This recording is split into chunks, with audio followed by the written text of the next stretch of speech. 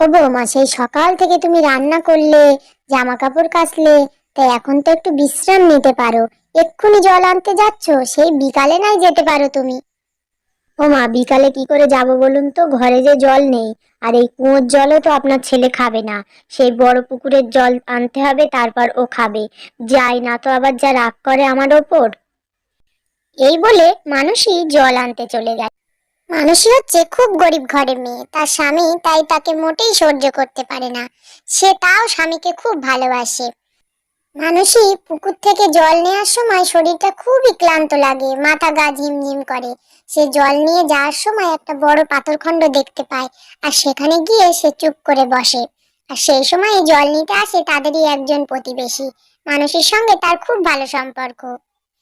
এই মানুষই, এখানে মন খারাপ করে বসে আছিস কেন রে? শরীরটা খারাপ নাকি? কি হয়েছে তোর?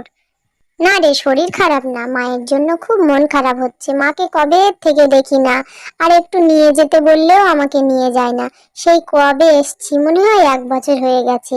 মাকে না দেখে আমি যে মোটেই থাকতে পারি না রে। তা তোর স্বামী না যেতে দেয়, তার শাশুড়িটাকে সঙ্গে নিয়ে তো যেতে পারিস, তোর শাশুড়ি তো তোকে খুব ভালোবাসে। আর বলিস না রে, আমার পোড়া কপাল। শাশুড়ি ভালোবাসলে কি হবে, আমার স্বামী মোটেই আমাকে ভালোবাসে না। গরিব ঘরের মেয়ে, বাবা কিছু দিতে পারিনি, ওই জন্য আমাকে আর বাপের বাড়ি যেতে দেয় না রে। কি করব, সবই আমার পোড়া কপাল। ওরকম করে বলিস না রে, আমার মন বলছে একদিন তোর স্বামী ভালো হয়ে যাবে আর তোকে খুব ভালোবাসবে, দেখবি। তাই যেন হয় রে, তাহলে সেদিন আমার থেকে খুশি আর কেউ হবে না। আমি এখন বাড়ি যাই রে, দেরি হয়ে যাচ্ছে, আবার উনি দেখতে পেলে আমি বাড়ি নেই খুব রাগারাগি করবে। একদিন সকালে মানুষই বসে আনাজ কাটছে, আর সেই সময় তার স্বামী সৌমেন ঘরে আসে। কি ব্যাপার মানসী, এখনো তোমার রান্না হয়নি? ভাত বসানো দেখছি, আনাজ কাটছো, তা আমাকে খেতে দেবে কখন? আর আমি মাঠেই বা যাবো কখন? তোমাকে বলেছি না যে সকাল সকাল তুমি রান্না বান্না করবে আমার জন্য? তোমার জন্য আলু সিদ্ধ আর ডিম সিদ্ধ দিয়ে ভাত বসিয়েছি, এক্ষুনি হয়ে যাবে। আমি সবজি কাটছি দুপুরের জন্য। এখন আলু সিদ্ধ আর ডিম সিদ্ধ দিয়ে ঘি ভাত খেয়ে যাও। দুপুরে আমি সবজি দিয়ে তাড়াতাড়ি রান্না করে ভাত দেবো। তুমি আমাকে আলু সিদ্ধ ডিম সিদ্ধ দিয়ে এখন ভাত দেবে? কেন, আমার জন্য সকাল সকাল রান্না করা যেত না? তোমার সাহসটা দিন দিন বেড়েই চলেছে। বাড়ি আসি, তোমার ব্যবস্থা করব। তুমি রাগ করো না, আমি বলছি তো তোমাকে রান্না করে তাড়াতাড়ি দিচ্ছি। কোনো কথা শুনতে চাই না, আমি চলে যাচ্ছি। কিছু তো মুখে দিয়ে যাও, যেও না রাগ করে। সৌমেন রাগ করে এসে মাঠে তার ধানের জন্য বীজ ছড়াতে থাকে। সেই সময় সৌমেনের পুরনো একটা বন্ধু সেই মাঠের ধারে এসে হাঁকতে থাকে। এই সৌমেন, কি রে, তোকে তো দেখাই যায় না। আয় তো দেখি এদিকে, বসে বসে মাটিতে শুধু ধানই তুই ছড়িয়ে বেড়া। এখানে আয়, তোর সঙ্গে আমার কিছু কথা আছে। আচ্ছা যাচ্ছি ভাই, দাঁড়া। ওই সাইডের কিছু বীজ ছড়িয়ে নিয়ে আর যাচ্ছি। তোর সঙ্গেও তো অনেকদিন দেখা হয় না, দুজনে আর জমিয়ে গল্প করব। দাঁড়া, ওখানে আমি যাচ্ছি। কিরে ভাই, তুই দেখছি আজকাল খুব বড়লোক হয়ে গেছিস। তোর পোশাক আশাকও পাল্টে গেছে, আর বাড়িও থাকিস না, ঘরও করেছিস পাকা বাড়ি।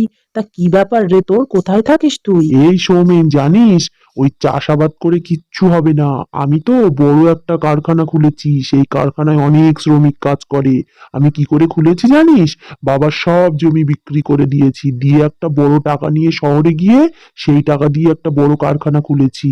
তুই আমার কথা শোন, তুইও তোর বাবার জমি জমাগুলো বিক্রি কর, করে আমার সাথে তুইও শহরে চল। দেখবি আমার মতো তুইও বড় লোক হয়ে গেছিস। কি বলছিস বন্ধু, আমিও তোর মতো বড়লোক হয়ে যাব? তাহলে দাঁড়া, আমি এক্ষুনি মার কাছে গিয়ে জমির দলিল আনছি। কিন্তু আমি জমিগুলো কার কাছে বিক্রি করব বলতো? কে নেবে আমার এই আবাদের পুরো জমি?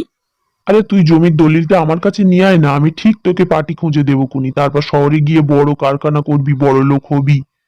সৌমেন তার বন্ধুর পাতা ফাঁদে পা দেয়, সে কিছুই বুঝতে পারে না। সে বাড়ি ঢুকেই তার মা আর বউকে এক জায়গায় দেখে বলে, যাক, তোমরা দুজন তো বেশ এক জায়গায় আছো, ভালো হয়েছে। কথাটা তাহলে আলাদা আলাদা ভাবে বলতে হলো না। আমি শহরে যাব, নতুন কারখানা খুলবো, বড় লোক হব। মা, বাবার যে জমিটা আছে ওই জমির কাগজটা দাও তো, আমি ওই জমিটা বিক্রি করে দেবো। তুই কি বলছিস বাবা? তোর বাবার ওইটুকানি জমিই তো আছে, আর তো আমাদের কিছু নেই। তুই যদি ওটা বিক্রি করে দিস, তাহলে আমরা কি করে ভবিষ্যতে কি করব? ও মা, কোনো কথা শুনতে চাই না, জমির দলিলটা নিয়ে এসো, না তো কিন্তু এই বাড়ি আমি ভাঙচুর করে ফেলবো। বাধ্য হয়ে সৌমেনের কথায় তার মা গিয়ে জমির দলিলটা এনে দেয়। এই নে বাবা, জমির দলিলটা তোকে দিচ্ছি, কিন্তু সাবধান, কারুর যেন ভুল প্ররোচনায় পড়ে নিজের সবকিছু শেষ করে ফেলিস না। ওসব বাদ দাও তো তুমি। আমি যাচ্ছি, আমাকে যেতে দাও, আর আটকাও না। যা পারি আমি করব, বাবার তো আমি একটাই ছেলে, সবকিছু তো আমারই অধিকার। তুমি এরকম করে বলছো কেন মায়ের সঙ্গে কথা? মা তো অধিকার আছে, মা এখনো বেঁচে আছে, মায়ের তো কিছু অধিকার আছে এই সম্পত্তির ওপর। এই শোনো, তুমি বেশি কথা বলবে না। এই বলে সৌমেন তার স্ত্রীর গালে ঠাঁটিয়ে একটা চড় মারে এবং তার মার হাতের থেকে বাবার জমির দলিলটা নিয়ে গটগট করে হেঁটে বেরিয়ে যায়। মানুষই সৌমেনের সব কটু কথা সহ্য করে নিত, কিন্তু আজ যখন তার গালে সে চড় মারলো, মানুষের খুব খারাপ লাগলো। ও বৌমা, তুমি ওরকম করে কেঁদো না বৌমা, আমি বুঝতে পারছি ও অন্যায় করেছে, কিন্তু আমি কি করব বলো তো? আমাকে তো কোনো দামই দিল না। না মা, আমার সেজন্য কষ্ট হচ্ছে না, আমার কষ্ট হচ্ছে ও আপনার কথা নিল না। কোন অন্যায় কাজ করতে যাচ্ছে তা কে জানে, মনে হয় ও কোনো ভুল সঙ্গ দোষে পড়েছে মা। আমার জন্য আর মন খারাপ করতে হবে না, ও চলে যখন গেছে থাক, আমরাও আমাদের মতো থাকি, ওর সময় হলে আবারও ঠিক ফিরে আসবে। ওদিকে সৌমেন বাড়ির দলিল নিয়ে তার বন্ধুর কাছে গিয়ে পৌঁছায়। হ্যাঁ রে, তোর আসতে যে এত দেরি হলো, আমি ভাবলাম তুই হয়তো আর আসবিই না, হয়তো চাষাবাদ করেই খাবি বলে ঠিক করেছিস, বড়লোক হওয়ার ইচ্ছা হয়তো তোর নেই। আরে বন্ধু, তুই কি যে বলিস না, আমি আবার বড়লোক হব না? আমি বাড়ির থেকে জোর করে নিয়ে চলে এসেছি দলিল। এই নে, জমির দলিল নে।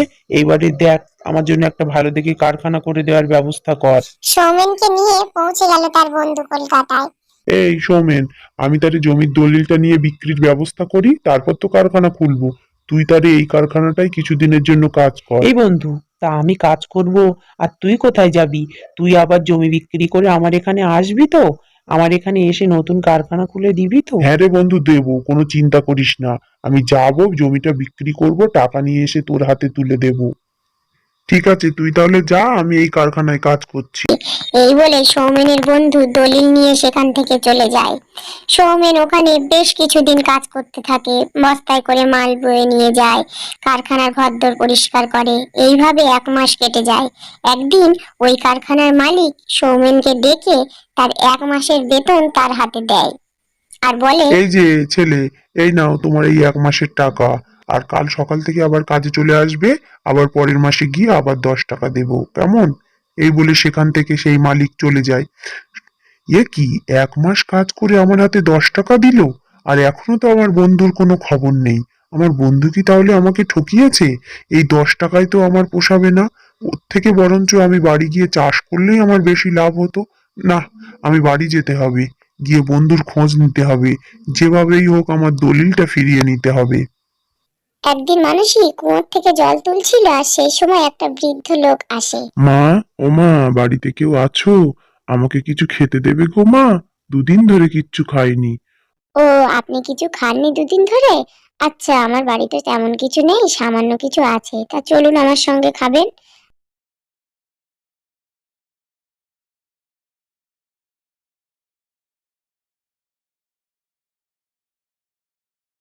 এই বলে মানুষই একটা চিড়ে ভিজানো থালা নিয়ে ওই লোকটাকে দেয়।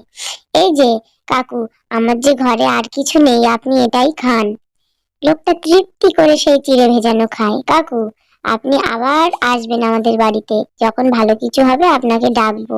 ঠিক আছে মা, তবে তোমাকে একটা জিনিস দেই, এই নাও, এই জিনিসটা রাখো, দেখবে তোমার কাজে লাগবে।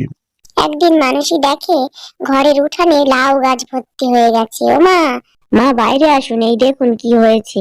কি বৌমা, বাড়িতে এত লাউয়ের গাছ হলো কি করে?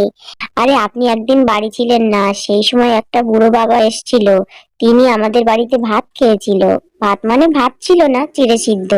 সেই লোকটা খুশি হয়ে এই লাউয়ের চারাটা দিয়ে গিয়েছিল আর বলেছিল এতে অফুরন্ত ফলন হবে। ও বৌমা, তাহলে তো আমাদের দুঃখ ঘুচেই গেছে, আমরা এই লাউ বিক্রি করেই 2 শাশুড়ি বউ এবারে খাবো। আমার ছেলেটা যা করলো, তারপর থেকে তো আমাদের ভালো করে খাওয়াই জোটে না। না মা, আপনি রাগ করবেন না, দেখবেন আমরা আবার আগের মতো ভালো মন্দ পেট ভরে খেতে পারবো। তারা 2 শাশুড়ি বউ যখন গল্প করছিল, তখনই তাদের ছেলে এসে হাজির হয়। ও মা, আমার যে সব শেষ হয়ে গেল, আমার বন্ধু যে আমাকে ঠকিয়ে দিয়েছে মা, আমার জমি জায়গা সমস্ত দলিল টলিল ও নিয়ে চলে গেছে পালিয়ে, ওর বাড়ি এসেছি তাও ওকে দেখা পাইনি। আমি তোকে বলেছিলাম বাবা, ওর প্ররোচনায় তুই পা দিস না। তুই বিনা কারণে বৌমাকে অপমান করে চলে গেলি। তা চিন্তা করিস না বাবা, দেখবি একদিন আবার সব ঠিক হয়ে যাবে। ও মানসী, তুমি আমাকে ক্ষমা করে দাও। আমি তোমার সঙ্গে যে অন্যায় করেছি তার শাস্তি আমি পেয়েছি। তুমি আর আমার উপর রাগ করে থেকো না মানসী, আমাকে তুমি ক্ষমা করে দাও। আচ্ছা, ক্ষমা চাইতে হবে না, তুমি যে নিজের ভুল বুঝতে পেরেছো এটাই অনেক। আমরা এই লাউয়ের ব্যবসা করে আবার আগের মতন জায়গায় ফিরে যাব, দেখে নিও।